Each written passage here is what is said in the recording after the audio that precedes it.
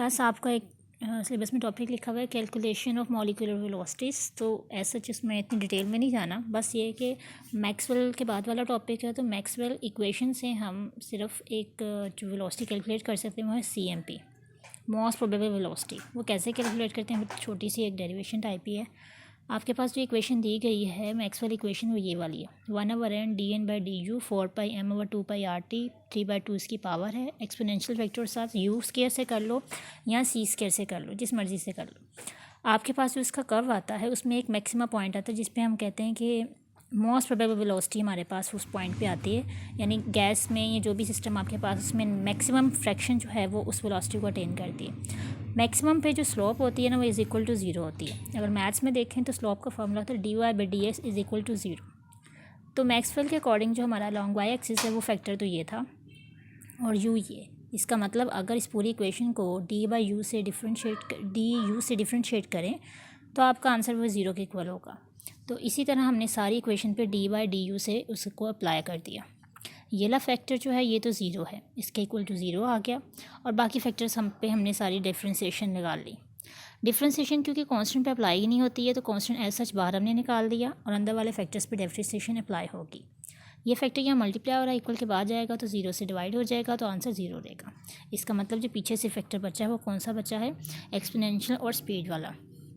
और यही दो फैक्टर हैं जो अफेक्ट कर रहे होते हैं उसे। यहाँ पे इसको मैं फर्स्ट फंक्शन रखूँगी, इसको सेकंड, और प्रोडक्ट रूल हम लगाएंगे।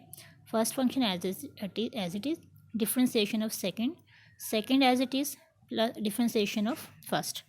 तो ये फैक्टर वैसे का वैसे उतर गया।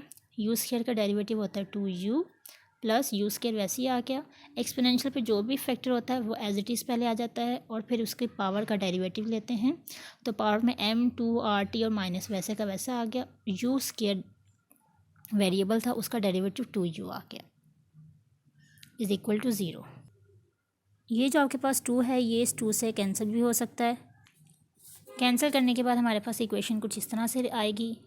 इस फैक्टर में जो ये जो पहला वाला फैक्टर इसमें से जो चीज़ सेकंड में से कॉमन निकल रहा है हमने उसमें से कॉमन निकाल लिया और अंदर से बच गया ये वाला फैक्टर। कॉमन निकालने के बाद हमारे पास ये वाली इक्वेशन बनती है। इस इक्वेशन में देखें यहाँ तो ये वाला फैक्टर 0 के बराबर है या ये वाला 0 के बराबर है।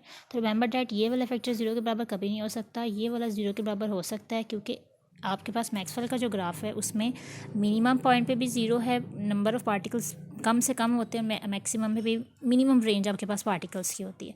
तो स्पीड को 0 भी रख सकते हैं, यानी u की या c की वैल्यू भी 0 हो सकती है और एक्सपोनेंशियल की भी 0 हो सकती है। अब वो कैसे, हमने जो रेंज 0 से इन्फिनिटी सेलेक्ट की हुई है अगर 0 पे रखते हैं यानी u की वैल्यू 0 रखते हैं तो हमारा आंसर इस इक्वेशन को सेटिस्फाई करता है, इज़ इक्वल टू 0 निकल आती है।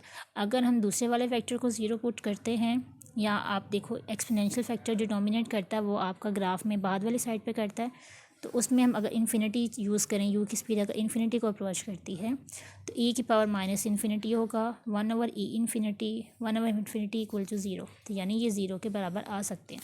तो इसका मतलब जो फैक्टर बचा जो 0 के इक्वल नहीं हो सकता, यानी कि जिस ये 0 पुट हो सकते हैं ये वाले नहीं, तो ये इज़ इक्वल टू 0 नहीं है। इसको हम सॉल्व आउट करेंगे तो यहाँ पे 2 प्लस ये माइनस में पूरा फैक्टर है ये उधर जाके प्लस में हो गया और आपकी जो इक्वेशन है उसमें से हमने उसे रीअरेंज करके मोस्ट प्रोबेबल वेलोसिटी निकाल ली। UMP से शो कर दो, CMP से कर दो, जिससे शो करे बस मेंशन एक दफ़ा कर देना कि किससे लिखी जा रही है। तो हम मोस्ट प्रोबेबल वेलोसिटी यानी कि MCMP को कैलकुलेट कर सकते हैं मैक्सवेल इक्वेशन से।